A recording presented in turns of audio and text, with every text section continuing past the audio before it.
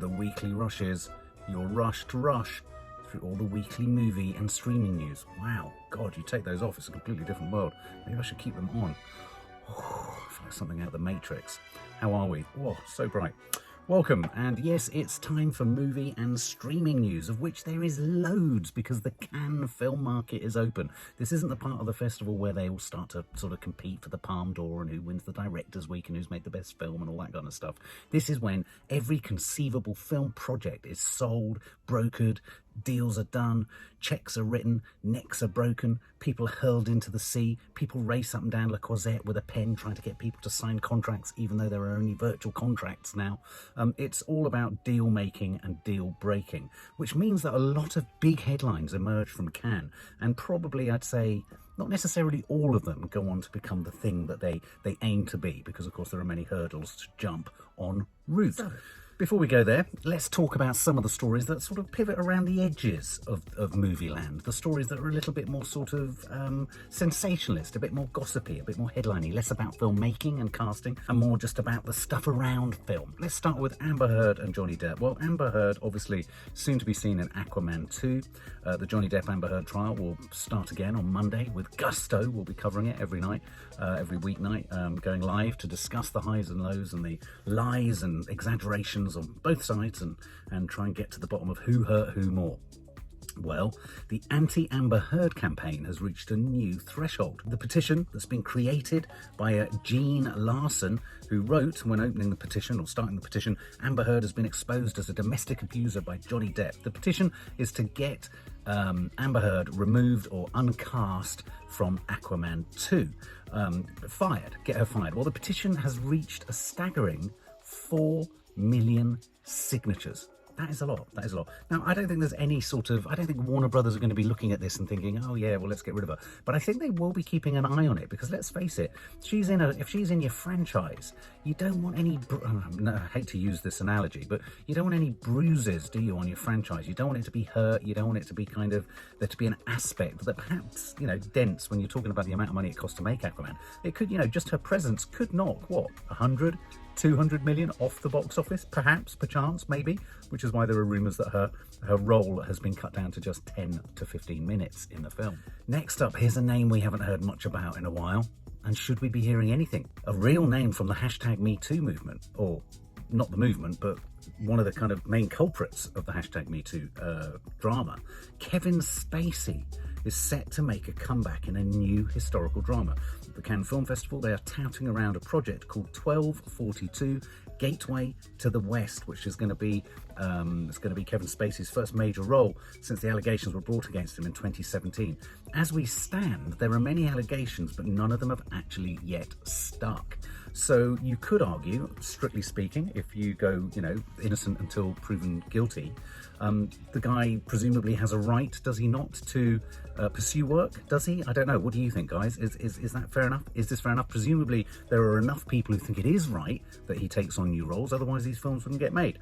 This film stars Eric Roberts, also stars Christophe Lambert, the French character actor from Subway and things like that, and it stars Terence Stamp, who was last seen in Last Night in Soho, he was ghastly in that. This news of this new movie comes hot off the heels of Tina Fey talking about being hit on by Spacey during her days on Saturday Night Live. So new accusations are coming through all the time. But this isn't the only Kevin Spacey project that's popping up at Cannes. Clearly, Spacey and his representatives are pushing him out and tapping people for work. Another Kevin Spacey project heading out to Cannes is a project or a thriller called Peter 5. This film is about a character who is a sort of glamorous real estate agent who lives in a small mountain community, but it's revealed that he's unhinged and an alcoholic, a troubled alcoholic with a dark secret. That's not actually the Kevin Spacey character. Spacey will play a charismatic stranger who arrives out of the blue at the behest of his powerful and shadowy boss, Mr. Locke. So, the thing about Kevin Spacey is we can all feel deeply discomforted and uncomfortable about who he is, what he is alleged to have done. and what it seems like he has done. And you can also say, actually, when he was good, he was very, very good. If you've never seen a movie called Swimming with Sharks, I'm not suggesting you go and watch a Kevin Spacey film, but I think it's being remade. It was an absolute cracker. So he's the tagline, though, for this film, the tagline for this new Kevin Spacey film is this: the guilty always pay the price. Imagine that on a poster above Kevin Spacey's bald pate. One thing I have to say I've always found a bit off-putting and really sort of unsettling about Kevin Spacey films is his wigs. His wigs are always awful. Simon Pegg, we love Simon Pegg. Paul, Shaun of the Dead, all that sort of stuff. Spaced, brilliant series, Spaced, if you ever watched that. Simon Pegg and Minnie Driver. Yes, Minnie Driver, my God. Where's she been all these years? Minnie Driver to star in a new dark comedy with, wait for the title, Nandor Fodor and the Talking Mongoose. And I did a bit of research into this. This is about the Hungarian-American psychologist who's known as the father of parapsychology. It also pivots around a mongoose, quite literally a mongoose, called Jeff, who was known as the Talking Mongoose. Nandor Fodor was one of the leading authorities on poltergeists, hauntings. He was usually associated with things like mediums and seances and all that kind of stuff, parapsychology, all that kind of stuff. But he got sort of hooked into the story of Jeff the Talking Mongoose, which by all accounts was on the Isle of Man. There was this idea that this mongoose could actually talk. The story kind of hit the headlines a lot in the tabloids in Britain in the 1930s. But I believe they kind of, once they got to the bottom of the story, I think the guy whose home the mongoose resided in, or farm that the mongoose resided in, they discovered it was a ventriloquist, or through his voice or something like that. So very odd. Parapsychology, talking mongooses, Simon Pegg, Minnie Driver. What not to like? Daisy Ridley, she of Rey in Star Wars. She's been in a few sort of middling, not particularly brilliant, a bit creaky kind of vehicles for her. One with her and Tom Holland. I can't remember what it was called. It was so unnotable. So Daisy Ridley really needs a sort of bit of a breakthrough, or she needs something to cut through since Star Wars, I think. Well, Daisy Ridley is starring in and is producing a new film noir thriller called Magpie. She's also starring in it with Shazad Latif. They're describing it as a sexy contemporary noir thriller based on an original idea, apparently from Ridley. Daisy Ridley herself, as I say, she's also producing it. It's being directed by Sam Yates, British theatre director. And this is the sort of blurb. The film follows a couple whose lives are thrown into disarray when their daughter is cast opposite a controversial major star. Daisy Ridley says of the project, our aim with Magpie is to make a Hitchcockian thriller that will take audiences on a genuine ride, fast-paced, beautiful to look at, with a tension that will build from the start and keep everyone guessing to the very end. I mean, as a blurb goes, I suppose that's almost the mission statement of absolutely everything that everyone ever makes within the genre of thriller. That's their hope. Whether it will happen is another matter. But, nice to see that Daisy's reaching beyond, Rey. She's obviously taking control of the producing reins as well. That's another one of those projects that's being touted around the Cannes film market, the industry market. We mentioned this on our Popcorn Junkies Instagram account. I'm not entirely sure how many people are fans of Robbie Williams anymore. Is Robbie Williams at all relevant? Does he have the same sort of weight, power, draw, cachet as, say, someone like Elton John or Bohemian Rhapsody, Freddie Mercury? Does he have the same heft? Well, anyway, he's getting the biopic treatment. He's not only getting the biopic treatment, he's getting the biopic treatment, say biopic again, and I'll say biopic again, from Michael Gracie, who was the director of The Greatest Showman, which was a sleeper hit. It kind of came out to middling reviews, it came out to a middling box office, and then it went on to gross nearly $500 million. This is a film about Robbie Williams' life, starting in Stoke, which is where the Adderleys come from, actually. He'll be starring as himself, as one iteration of himself. I don't know whether it's going to be self-referential and funny in the way that, say, the Nick Cage Impossible Weight of Massive Talent is, but he's going to be in there as himself. There's another actor in there, John O'Davies, who is from Hunters and Kingsman: The Secret Service. He's also going to play an older Robbie Williams. But also cast within the cast are Steve Pemberton, who you all know from Inside Number 9, Killing Eve, and Alison Steadman, that absolute classic, brilliant British actress, Alison Steadman. They're filming in Australia as we speak. It's called Better Man. If he's a better man, is he a better man? Rocket Man? Better Man. They're describing it as a fantastical musical filled with reimagined, what does this mean? Versions of Williams's hit music, dancing and spectacular sets melded with visual effects. As soon as I read that bit, I began to fear, could this be a bit of Gnomeo? Wherefore art thou Gnomeo? You know, those gnome films.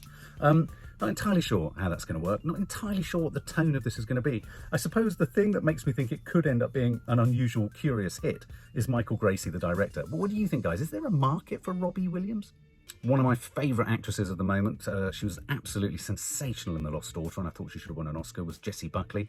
Another one of my favourite British actors, Riz Ahmed, if you haven't seen him in Nightcrawler, starring alongside Jake Gyllenhaal, please check it out. He plays the drummer, the heavy metal drummer who loses his hearing in Sounds of Metal. He's excellent in that. Well, they're coming together in a sci-fi romance called Fingernails, and this sounds quite intriguing. It's produced by Kate Blanchett, or Kate Blanchett's company. Kerry Mulligan was originally attached, but Jessie Buckley has replaced her. And this is a sci-fi story set in the not too distant future, or perhaps it's in the distant future, where there's technology, or there are tests that can measure how in love you are with your partner, whether you're truly in love.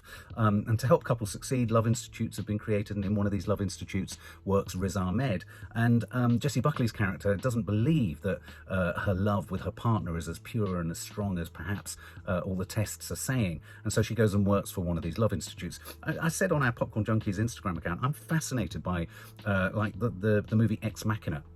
The idea, yes, there's AI, yes, there's robotics, yes, there's tech, yes, there's that sort of malevolence and fear. But what made Ex Machina really interesting was the fact that it pivoted around creating a human relationship and whether the AI was capable of reaching beyond its limitations, its robotics, and have human emotions. And I think something like this that kind of pivots around ideas of love, technology. I'm thinking of the Joaquin Phoenix film Her, where he sort of has a relationship with Scarlett Johansson's voice. It's a very rich territory to kind of explore. It's made all the richer in that it's directed by Christos Nikau, he's Greek, I believe, who worked on Dogtooth, which was the film directed by Yorgos Lanthimos, the chap who did The Favourite. And Dogtooth, if you haven't seen Dogtooth, a very curious, odd, off-beam, strange, slightly surreal film. So this is going to have a surreal feel to it. I think he's a good pair of hands to be directing this.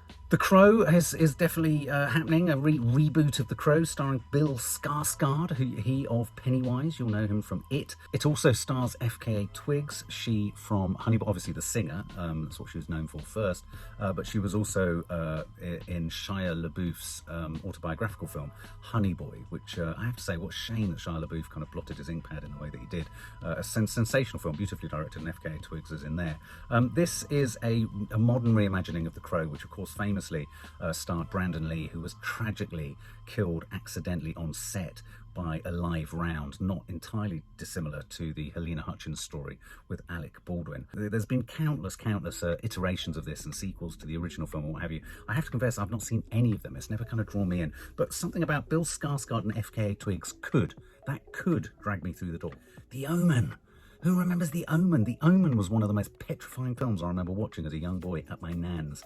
Was it The Omen that had that scene in it where the spire of a church skewers a vicar and he's just standing there at some point? The idea that an American ambassador's son was possessed by the Antichrist and they discovered 666 on his skull and the page 666. There were so many aspects to the story that were so sort of, you know, they fired up the imagination and like The Exorcist, but there was something sort of strangely British and crap about it. It starred Gregory Pegg, didn't it?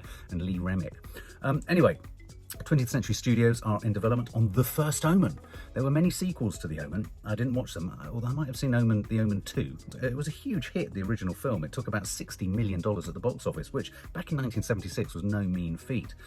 So they're doing a prequel, 20th Century Fox, called The First Omen. So it'll be interesting to see where they can take, or, you know, what the origin story, well, is it the origin story of the devil? Is it the origin story of the Antichrist? Isn't that in the Bible? I don't know. Anyway, all I do remember, I think it was also in The Omen, where there was that tragic death of a character, a boy or someone gets trapped under the ice and they're floating under the ice and they're trying to break through and he can't get out. Brilliant deaths in that First Omen. Emily Blunt. I love Emily Blunt. She's grown on me over the years. Do you remember The Devil Wears Prada? Is that where she first came to sort of prominence? I think it was. Emily Blunt, soon to be seen in Christopher Nolan's Oppenheimer, all about the guy who sort of invented the nuclear bomb, in a sense, split the atom and all that malarkey. She's attached to a new project called Pain Hustlers, which is being directed by David Yates, who's the director of Fantastic Beasts, The Secrets of Dumbledore. The film centres, let me give you the blurb on, this is another one of the films at the Cannes Festival marketplace, being touted around for funding, money and distributors and all that kind of stuff. The film centres on Blunt's character, Lisa Drake, a high school dropout dreaming of a better life for her and her young daughter, who lands a job with a failing pharmaceutical startup in a yellowing strip mall in central Florida. Emily Blunt's character's charm, guts and drive catapult the company and her into the high life, where she soon finds herself at the centre of a criminal conspiracy with deadly consequences. Sounds like a number of those kind of series that have been on recently about people who set up sort of high, sort of fintech, high meditech kind of companies and basically were conning the world. This next story, this next project or story, I'm really pleased about. This involves Euphoria's Jacob Elordi. It's not a name that we all know. It's not a name that we knock about too much. Jacob Elordi is the actor who played Nate in Euphoria. He's a cracking actor, and his character was, although there's vulnerabilities to his character and they get you to feel some compassion for him in Euphoria, he's not a particularly nice guy. And so it's really hard to shake that sense of the bad guy from the actor. But by all accounts, Maddie and Kiki say that in real life he's a lovely, lovely chap. Well, anyway, Jacob Elordi from Euphoria and Barry Keoghan, who recently you'll have seen in the deleted clip from The Batman, plays the Joker in Matt Reeves's The Batman, the Robert Pattinson film. Barry Keoghan and Jacob Elordi are coming together on with Rosamund Pike.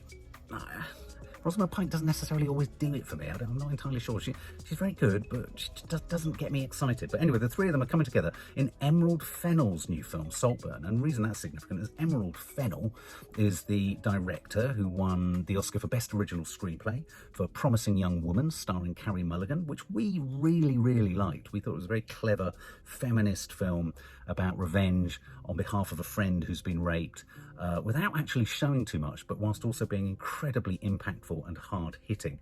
The film, as I say, is Fennell's follow-up to Promising Young Woman. People are very excited about it. There's going to be people are sort of seeing this as one of the big projects at Cannes, or one of the big sort of must-have sort of pull-togethers of talent and idea. Not much more is known about the idea other than they say it is a story of obsession. I love Barry Keoghan. My mother doesn't. She's not such a fan. I think he's fantastic. He was also in The Killing of a Sacred Deer, wasn't he? He was fantastic in that. He also had a small part in The Green Knight. Everything he's in is very odd and weird. Dunkirk, but very good. One of the original Brat Pack directors, Francis Ford Coppola, he's been banging on for years about making Megalopolis. And he's cast it. He's going to make it out of his own money. He's sold one of his vineyards, I believe, in order to raise the capital to make it. He's no stranger to raising his own money and pumping it into over-budgeted, oversized, over-ambitious projects. Let's not forget Apocalypse Now, potentially the most disastrous film of all time, and yet it was a work of absolute outstanding genius. Likewise, The Godfather, though he had more money to make that. Well, Megalopolis, it's so hard to say.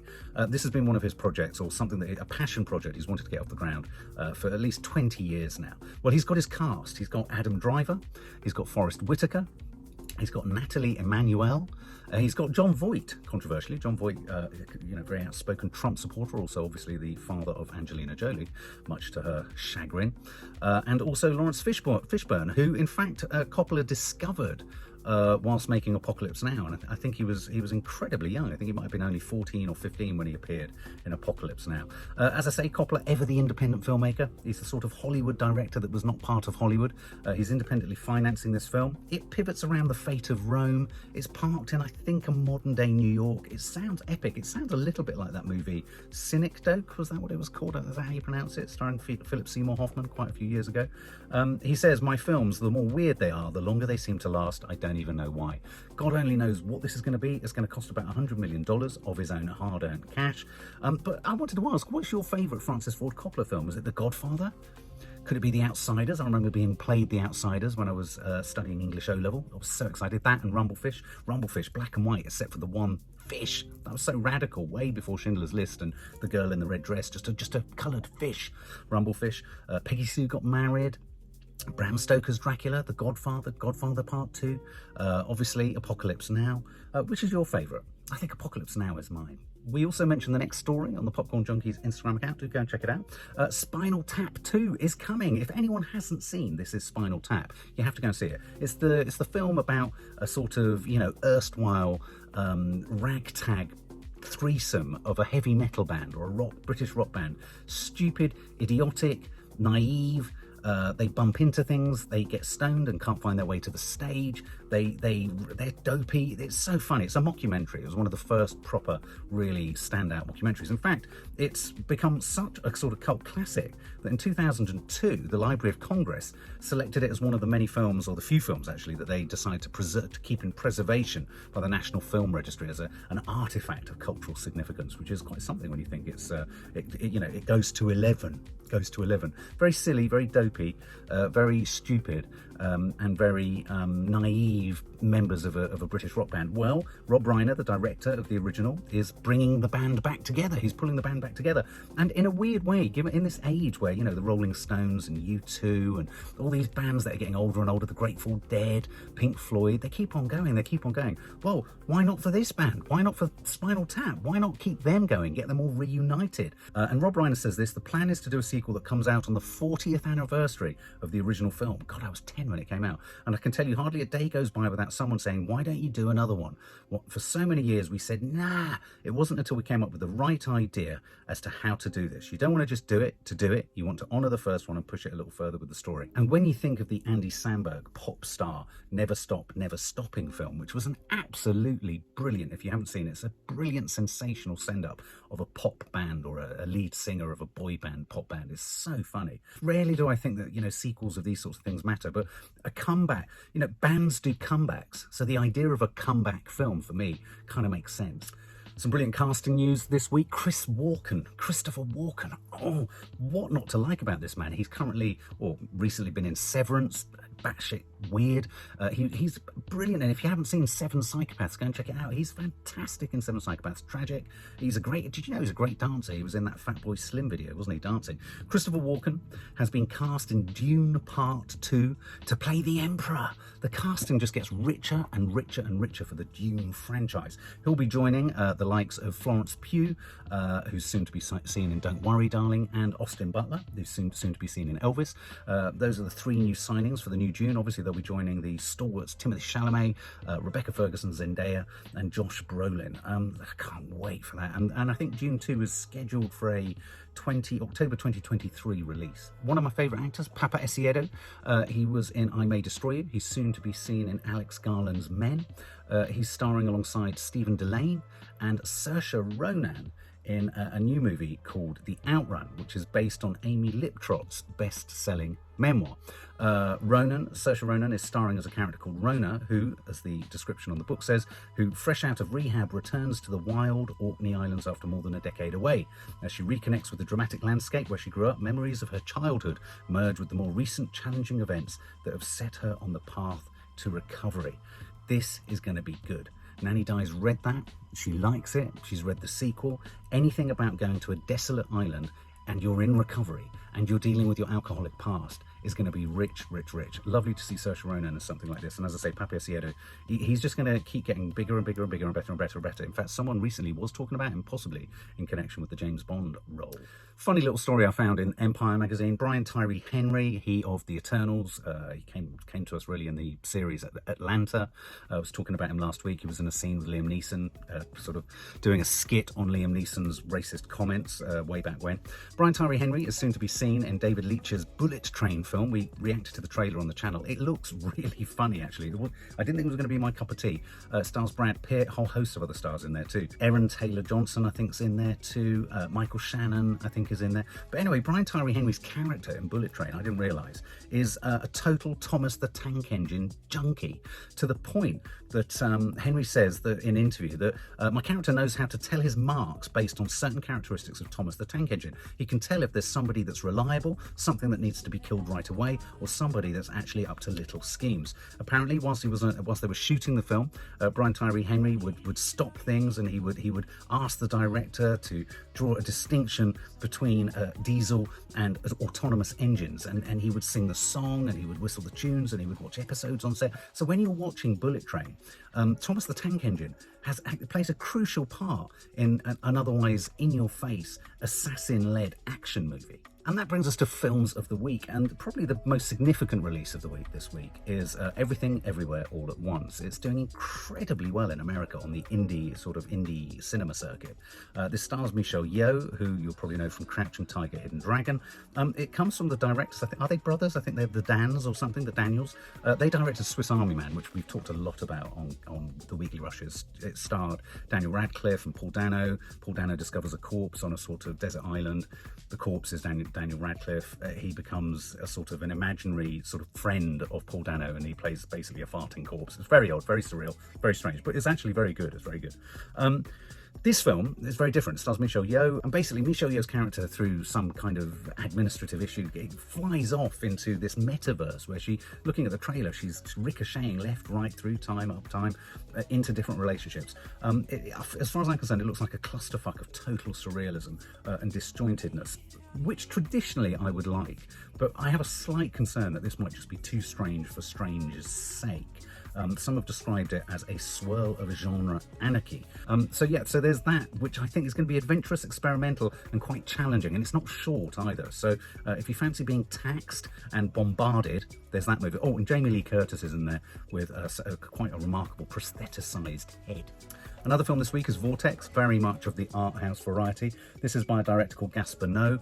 Gaspar Noé, the director, tragically suffered a near fatal brain hemorrhage in early 2020. And so this film, in a sense, is about old age. It's a film about death, and it's a film about the end of life, and it's told through the eyes of a couple, a really aging couple, one half of which is played by Dario Argento, the horror director, bizarrely. And it looks at and it explores the ways in which an old couple engage with the woman struggling with dementia, how they in glacier-like fashion are sort of just moving inexorably towards the end of things. And so I think Vortex will be an incredibly moving and tender portrait of end-of-life thoughts and issues from the perspective of a couple. Curiously, it uses the device of shooting each of them in two separate boxes, so there's kind of like a split screen, which kind of creates, I would have thought, a sense of separation within their sort of togetherness, if you like. And the other film this week is a notable film, The Quiet Girl. This is a film essentially about a quiet young girl in Ireland who's sent away to a foster home where, whilst there, she discovers a secret. We don't know what the secret is, obviously, because we haven't seen the film. It's a film in the Irish language, which is very rarely the case. I don't know if it might be the first time an Irish language film has had a general release. Apparently it's very beautifully shot. It's a very tender, it's a very gentle film.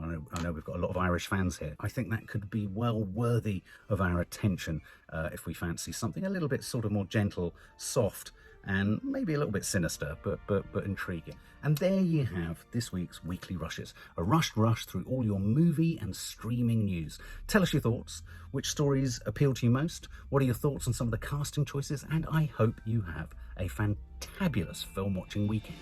For more film and family fun, don't forget to click the subscribe button and make sure to click the bell to never miss an update.